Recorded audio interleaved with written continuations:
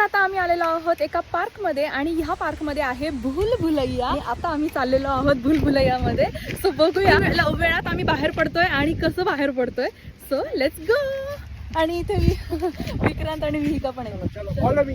चलो तो मेंटेन केलेला आहे ना हे भूलभुलैया, पण एकदम प्रॉपर कटिंग केलेला आहे. आणि खरं तर मला प्रश्न हा पडलाय की जो हे कटिंग करायला येत असेल तो स्वतः किती लवकर बाहेर पडत असेल या भूलभुलैयामधून.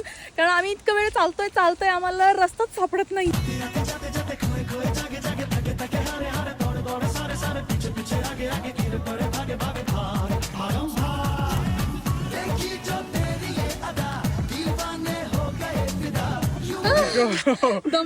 दमलो छोटस वाटलं होतं पण आतमध्ये खूप चालायचंय हो ना.